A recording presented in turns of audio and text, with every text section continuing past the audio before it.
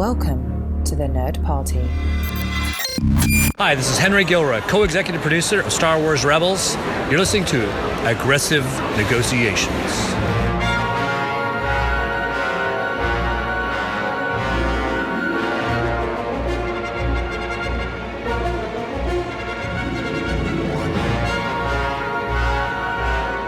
Welcome, fair traveler, to the bright center of the Star Wars galaxy on the Nerd Party Network, Aggressive Negotiations, a Star Wars podcast that looks at Star Wars from some slightly different angles. I am one of your hosts, Jedi Master John Mills, and with me as always is the insightful, astute, and legendary Jedi Master Matthew Rushing. Matt, how you doing? Hello there. No? I'm doing fantastic. I was a little taken aback by such copious amounts of praise. I don't know if I deserve it, but thank you very much. It's great to be here to talk some Star Wars, John. It's always fun to talk Star Wars, which we do on the Nerd Party on a weekly basis. And if you want to contact us, you can go to thenerdparty.com/contact and select Aggressive Negotiations. We get a little email and we read it and we'll respond to it. And if you want to check out the other shows on the nerdparty.com, we have everything for every taste, from Star Trek to Doctor Who to Netflix watching to interviews with established and up-and-coming artists and even musical acts and all of those sorts of things. You can, of course, find us over on the social networks at Join Nerd Party on Twitter, the Nerd Party on Facebook, and the Nerd Party on Instagram. So those are all of the official channels, as we love to mention them. And we find ourselves still on something of a Star Wars Rebels high this week. So instead of sacrificing that momentum, we're going to embrace it. And we're going to talk about a central relationship in Star Wars Rebels, one that I know that Matt and I have discussed and debated back and forth over the years while Rebels has been on the air. And now that it's off, we have a full picture of the relationship between Hera and Kanan. And I guess this kicks it off, Matt. What do you think of our first fully functional space marriage that we've gotten in the Star Wars galaxy? I love it, honestly. I remember going all the way back and reading A New Dawn when it came out, John Jackson Miller's book that kicked off the characters of Kanan and Hera for the first time. That's the first time we saw them. Got a chance to read about these two characters, and I really enjoyed them. I enjoyed their banter. Their relationship felt like a very classic 1940s, 50s kind of feel from cinema. So the snappy back and forth between them, and I just really loved those characters. And I'm somebody in general who's been a shipper of relationships and shows and stuff. You know, I've gotten into that, and I've been accused of that. So I really liked these two characters, and I liked the way that it was handled throughout the series. This clear feeling that these two love each other, and yet they are willing to put aside that for what needs to be done. And you get the feeling like throughout the series that there may be times where maybe they're more intimate than they let on to anybody else, but it never interferes with the job that they have to do. And it's even hard for them to admit that it is more to them than it can be at the moment. And just like the whole thing, I think, is really beautiful because it is the central thing that trips up Anakin, right? Of not being able to let go. And so, watching Kanan be willing to let go of what he desires for what is better for the rest of the galaxy beyond himself and Hera, I think it's really beautiful. I mean, it's actually a great picture of how relationships can actually make you a better person, and really give you the impetus to even do what's right when it's a really good thing. Well, the thing is, I would back it up even from that point, because of course Kanan has a very heroic and noble end, and yes, he learns the lesson Anakin can't about letting go. But I think even before that, what we see, what I think is really interesting, is a mirroring of the way the relationship between Anakin and Padme should have functioned. And if you take Kanan and Hera and you hold them up against Anakin and Padme, and not just Attack of the Clones and Revenge of the Sith, but how we saw them function in the Clone Wars series, I think it's a very interesting sort of balance between the two, because I think it makes it even more apparent. I think that Padme very easily could have made it work. Yes. Yeah. Okay. We're living in secret and all of that type of stuff. But it's really Anakin's failings that doom that relationship. Whereas you see here, Kanan is able to function like a person without wanting to be controlling. And so in a sense, you see another meditation on relationships in Star Wars, a very interesting one that we never got to see really mirrored with Han and Leia. But this one is a one-to-one. Jedi and non-Jedi, both strong people in a high-tension environment, functioning well together.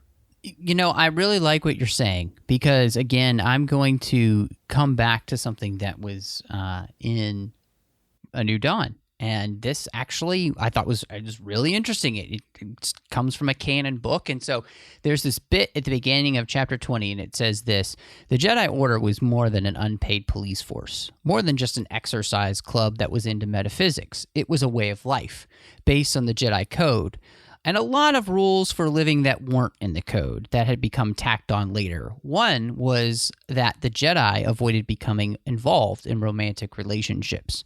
Once on the run, Kanan Jarrus had found that pretty easy to forget about.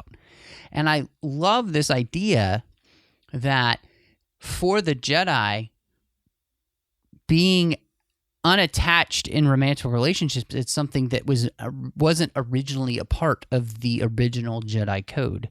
And I think it would have been interesting, just kind of as a side tangent real quick, if Anakin and Padme had been able to make their relationship work in a way that made the Jedi rethink their idea about romantic relationships and how actually they could have benefited the Jedi Order instead of detracted from it.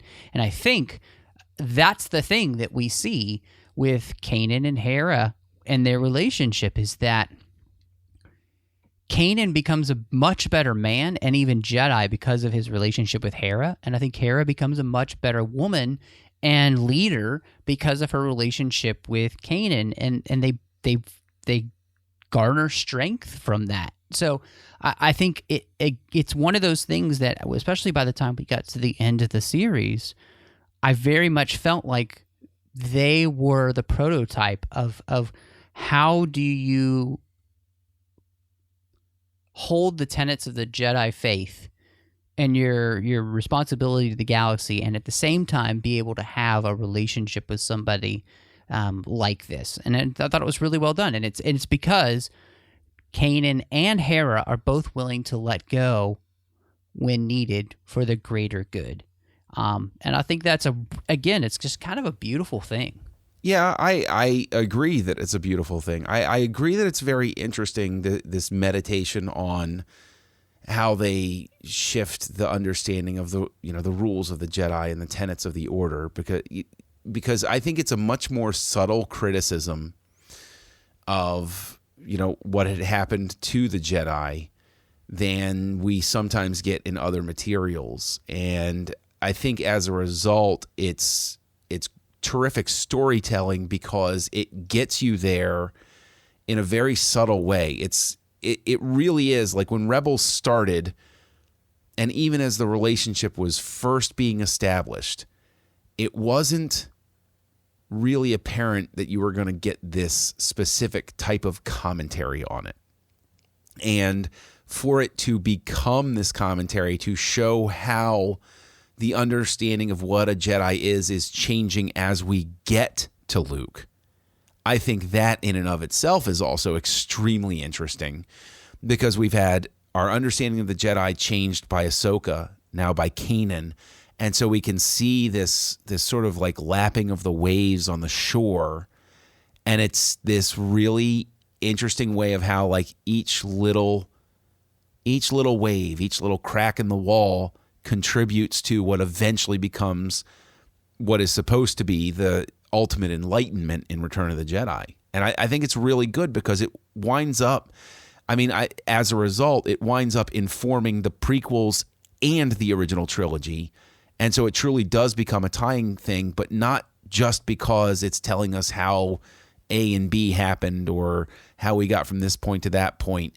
It's telling you how the understanding and focus of things changed. And it informs the themes, which are the important things to tie together between all of these different properties.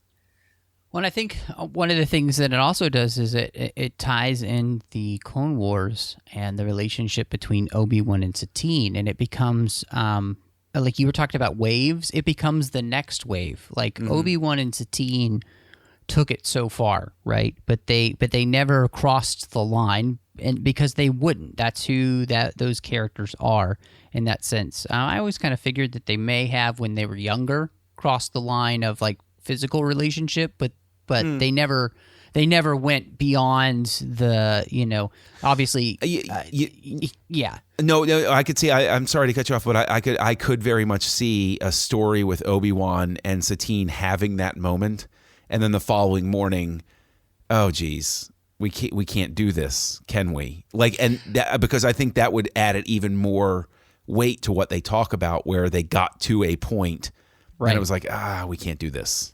Right, because again, I think exactly what you're saying. It does feel like that happened, but she was never going to ask him to leave the order, right? And he was never going to ask the question either.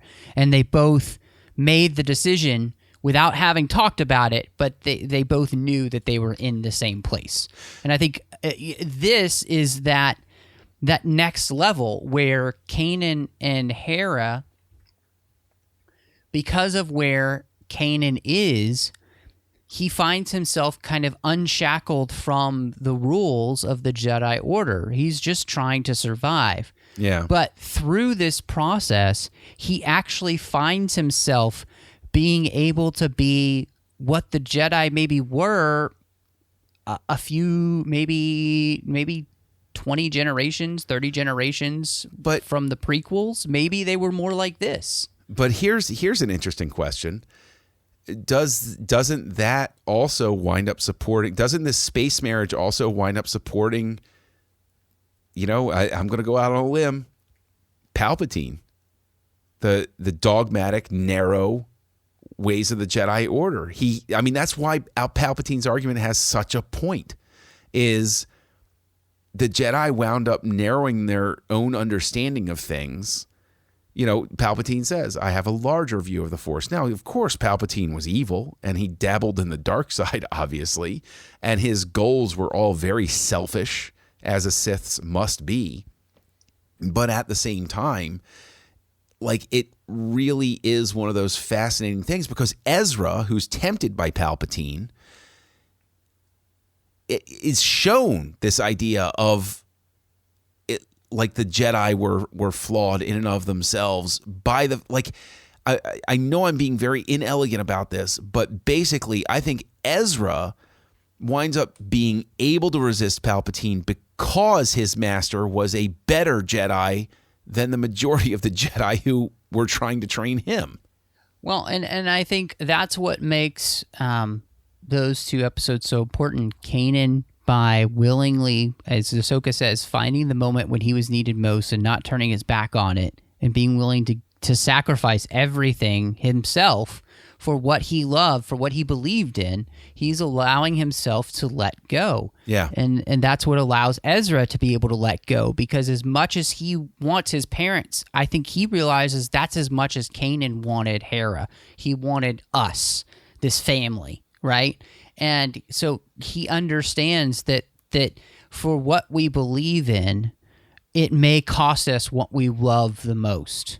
And I think that's a beautiful lesson. And again, Kanan and Hera really show that ability of like you said, that there was some dogmatic views of the Jedi that had been cluttering their code that they had gotten away from, and it may have seemed like a good idea at the time, but it became a form of legalism almost, instead of something that truly flowed from the Force, and the cutting off of, and Anakin is absolutely right when he says to Padme, compassion is essential to a Jedi's life. Unconditional love is essential to a Jedi's life. And one of the best ways to learn about unconditional love is to be married, to have a family. And if anybody that's listening has been in that kind of relationship and had kids, you understand what sacrificial love is like, because that's probably the majority of your life. The one thing I will throw out there is that being married and having a family can also urge one sometimes to understand the Sith a little bit better. But, just going to throw that out there, understand their points. But I think honestly what it is I would say that that Kanan and Hera's relationship does all of these things, but I think it also speaks to the fact that there shouldn't be an order to begin with. There should be like maybe a Jedi Federation there where there's no like giant council. The United Federation of Jedi? Basically. Yes. Yes. No, I mean, and that's the thing. That is, to tie it even over to, where Luke was, and you and I have gone back and forth about this.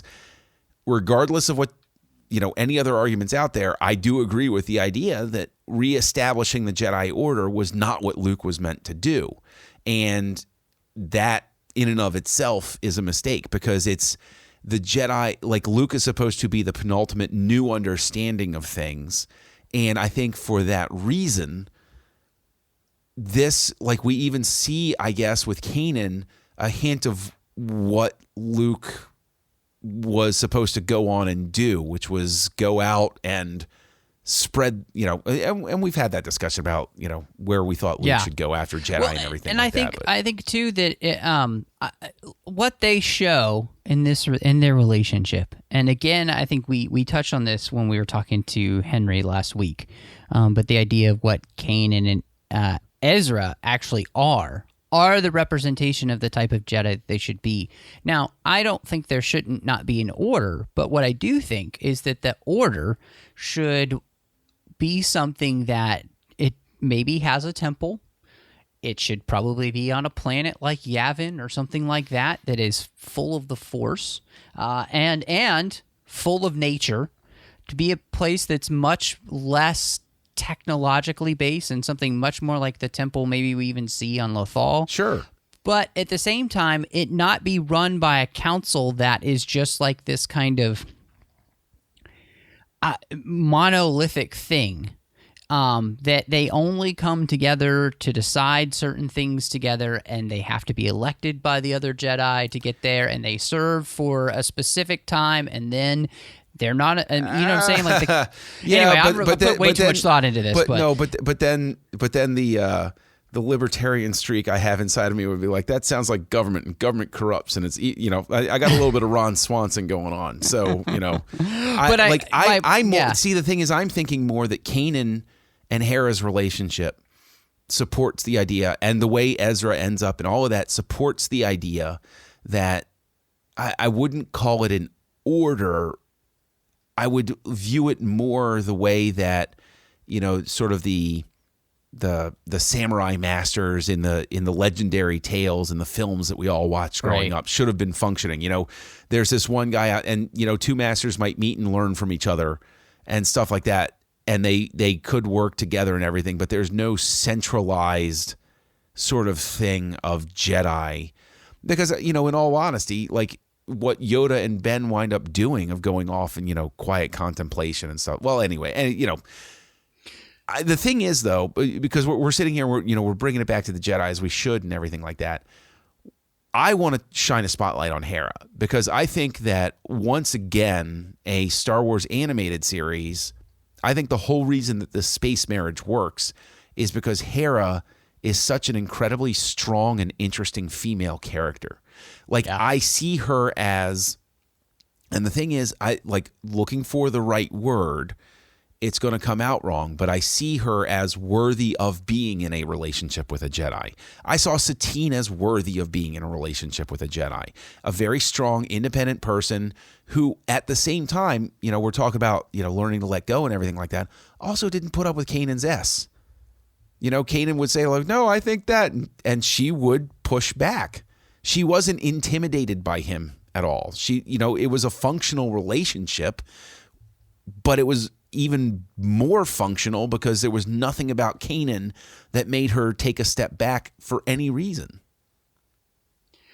Yeah. I mean, so it's funny because I was listening back to the 602 Club that I did with our friend Bruce and my friend Aaron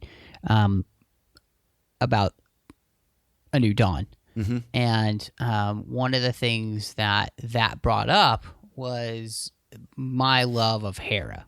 Mm-hmm. Like, and I have loved Hera on this show since it began. She's actually my favorite character, I think, in the show, is because she is the person who is pure in the Force, and yet she doesn't have the ability to tap into it in the same way that the Jedi do. Mm-hmm. But that she knows what's right, and she, by being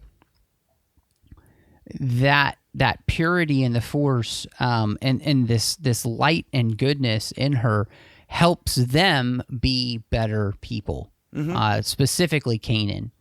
And I don't know if Kanan would have, in the first episode of Rebels, pulled out his lightsaber and showed himself to be a former Jedi in front of Imperials if it hadn't been for his previous relationship that he'd been having with Hera up to that point.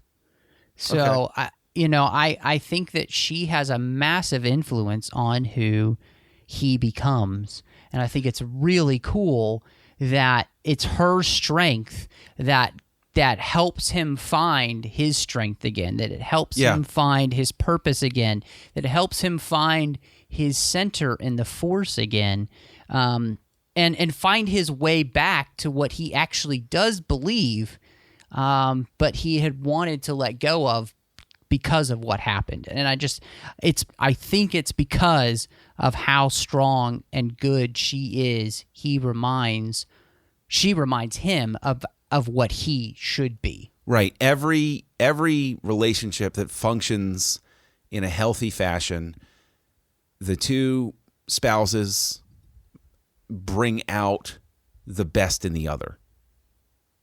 And that is, I think, what Hera does with Kanan and Kanan does with Hera. I want to ask, though, do you think that their being space married is informed also by the fact that they have this crew of children, and I'm including Zeb in that, to take care, and Chopper. And you know what? So much love for Chopper. I know that people thought, well, Chopper was a jerk, but he's he's such a lovable little scamp, basically. But do you think that their space family informed their space marriage? Do you think that helped them even to become better with each other?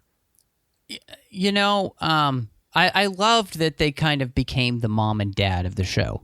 Yeah. In a lot of ways. And you could clearly see that even in the very first season of Rebels, about how they take Ezra under their wing. And they both have a role to play in his burgeoning Jediism. And I think that's really beautiful because it's not just Kanan that helps shape who Ezra is going to be. It's Hera as well. Mm-hmm. Like, she has a huge impact on who he's going to be. And I think that it's I think it's her strength and commitment to the cause in a way that's not Saw-like, where it's like obsessive crazy that's ruined her, but in a clear, like, level-headed way, but there's that fire and passion that's controlled correctly. I think Ezra sees that in her. And I think it also, I think Kanan has seen that in her too. And I think, again, she has the strength that allows him to be who he's going to be. And Kanan and her together help form this kind of surrogate parent relationship for this young boy. And of course with Sabine too, we see that clearly with them helping train Sabine, in season 3 with the dark saber and everything. That whole episode, those 2 episodes were just gorgeous. Yes. Gorgeous episodes. Yes, they were. With her and Kanan and the way he, brings that out in her, and he finally gets her to break down and embrace why she left and everything that's happened to her, and just like them together, they made a force that changed these people's lives and changed the galaxy for the better. Well, what I think is interesting is you brought up Saw, and I think that in and of itself is such an interesting character and element for them to have brought into Rebels, because Saw and Hera are doing the same thing on paper. They're off independently causing problems for the Empire. And I think it's really interesting because by bringing Saw in, you actually build his character up even more and give more shading and clarity to his character through Hera. And I think that in and of itself is really interesting because it makes Hera even more important to the story, for the entire saga, to act as that contrast with the way Saw goes about things. And I just think that in and of itself is so interesting because Saw also knows of the Jedi and knows of their powers and knows of, all of that stuff. Yep. Yeah. But he doesn't hold on. Like when Hera encounters it in Kanan, it gives her great, strength and life. Is it possible that Saul lost his way because he didn't have a Kanan-like figure in his life? Like, does Kanan wind up becoming an anchor for Hera? And of course, talking back to, how we all bring out the best in each other when we're in a good relationship, wouldn't that be an interesting sort of thing? Like, that's what's missing for Saul, is there is nobody in his life acting like that. Yeah, no, I think you're right. That's an interesting thing to think about, the idea that, Saul doesn't have that guiding force in his life, somebody to help him on the way. Mm-hmm. And it is. I think you're right, because and one of the things I really like about A New Dawn, I'm going to keep referencing, but it does a great job of showing that Kanan is not the greatest person when Hera meets him. Mm-hmm. He's a drunk. You get the feeling like he's a womanizer.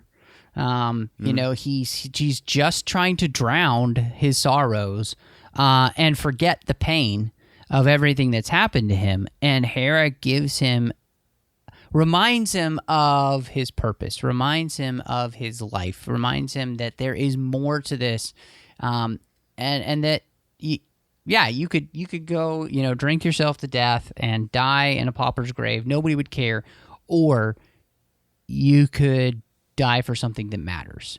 And I don't think there's anybody to help shape that idea for Saul in a way that just doesn't lead to anger and resentment and bitterness that just eats away at him for the rest of his life. And I think Hera find the Force in some ways must have brought Hera to Kanan to keep that from happening. What it does for those two. And then when you think about the end of the series, what Kanan and Hera and Ezra and Sabine and Zeb accomplish for the galaxy by keeping Palpatine from getting access to the world between worlds, and the TIE Defender project is phenomenal.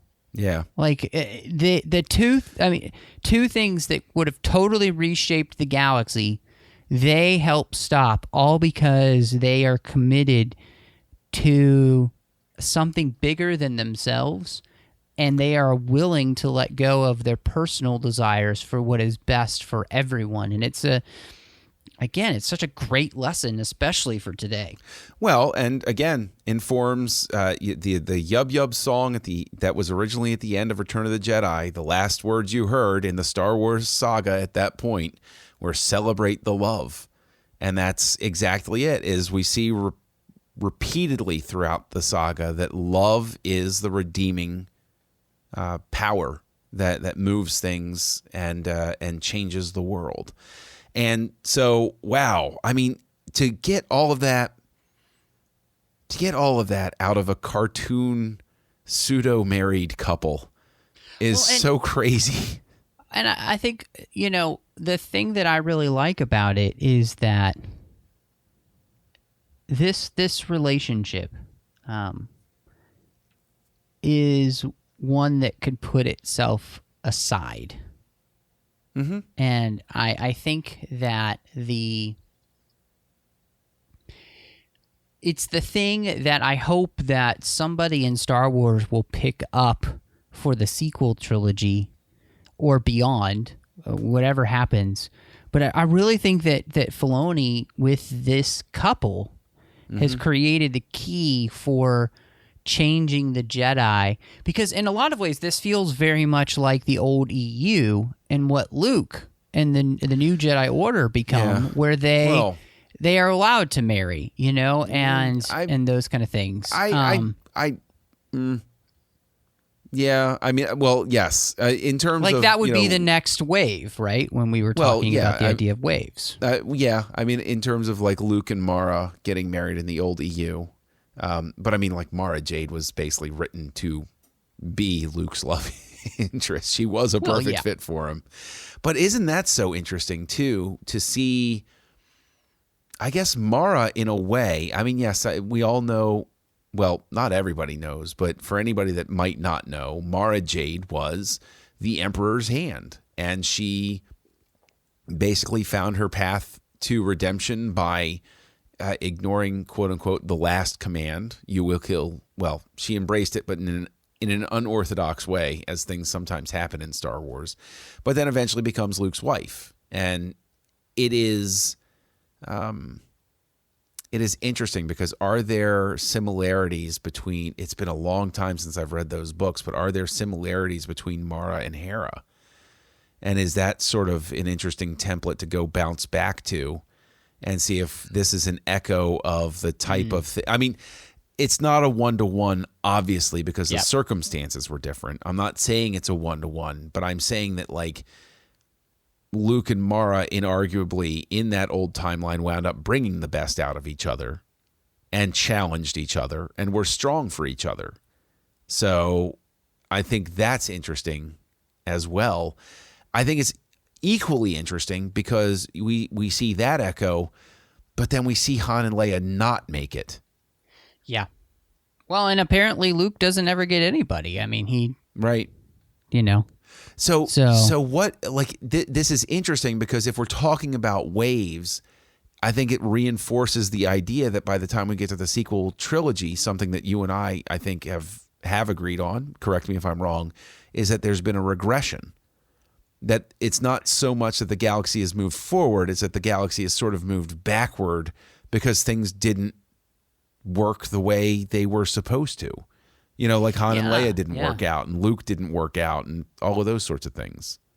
Yeah, and I'm more and more convinced that is because there is a lack of Force users in the galaxy out there doing good in the way that they should, in the way that what we see Kanan, Hera, Ezra, Kanan specifically and Ezra obviously doing. I just feel like that was the thing that ended up being the failing is not passing on what he had learned, and it leads to a galaxy that is lacking the. It's like the Force went dormant because there was really only one main Force user who And so, I mean, that's a whole other show, I think. But yeah, I'm sure it really does become something that is an interesting discussion. I think we should have some time about what happened and why. But I think I wanted to ask you. So when watching this show, did you ever expect that you might come to tears over the fact that when Kanan dies, you're just ripped up about it as he looks at Hera and shoves her away? You know, or the fact that they kiss right before that and you're like, finally, she said she loves him.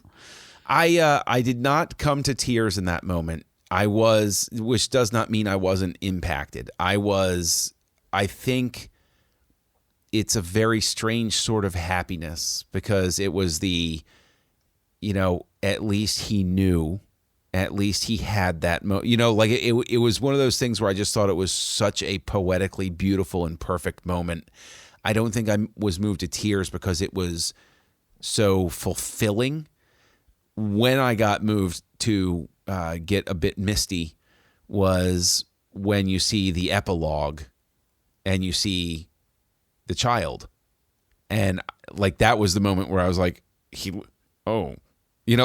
like, oh dear, that was definitely a moment that hit me. But I think it hit me because I had that other moment of them truly openly on screen admitting to all of us what we always knew.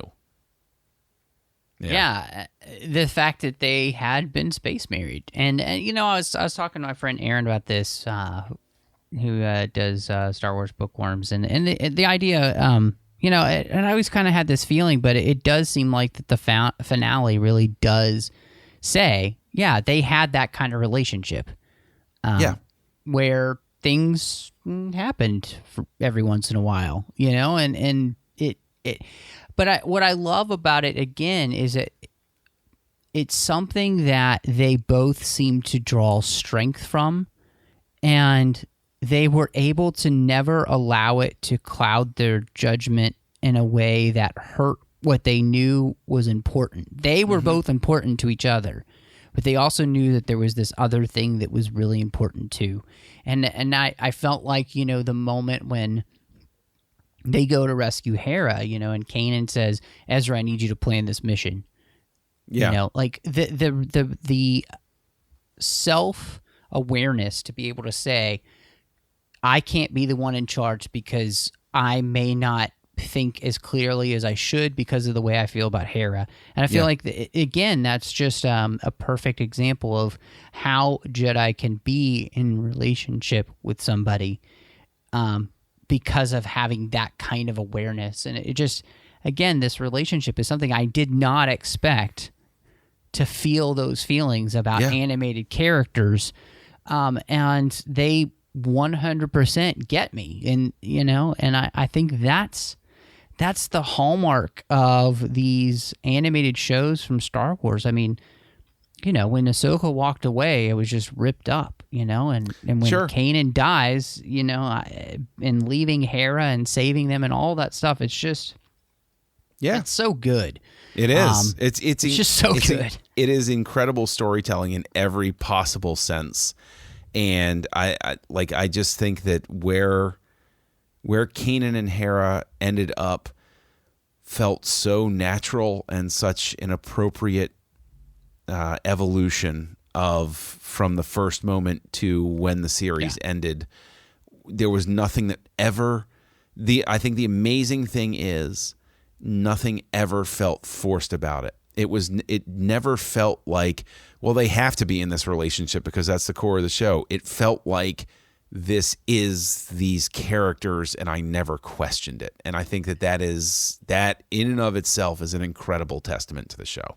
Well, and I think exactly what you said. The reason that they did what they did, so that there's never you never feel, oh, they have to be in the relationship, because it's not the focus. It's just something in the background, right? And that you can feel that it's there, but it's not the the Grey's Anatomy, Meredith, Derek, will they, won't they? It's none of that stuff. So they don't do that. Everything that you just said might as well have been in Huttese, because I'm aware of a show called Grey's Anatomy, but what? So, yeah, my point I got there, you. though, I got you. it is that beauty, though, and I think it's really great that they were able to make that happen, and then I love it. You know, I absolutely love this relationship, and I love these characters, and you know, I long for the day when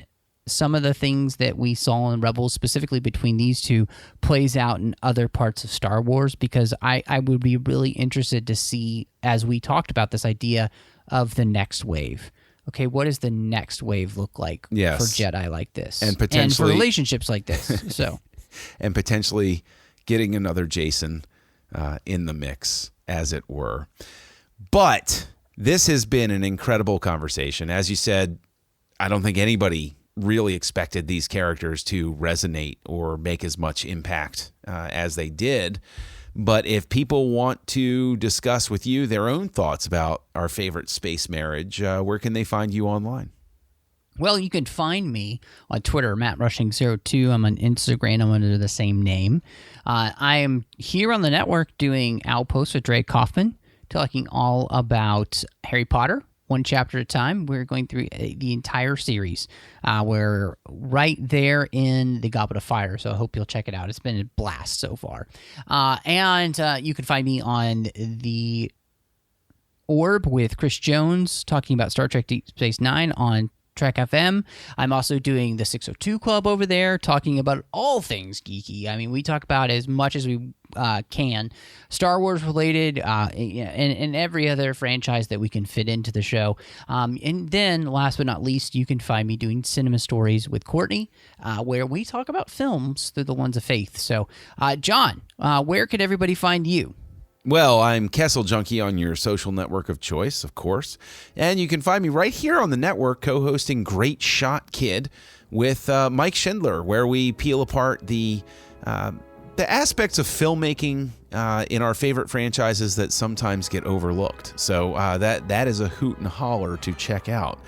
But with all of that being said, Matt, I think there's only one thing left to say. I think it's time to close negotiations. John, negotiations are closed.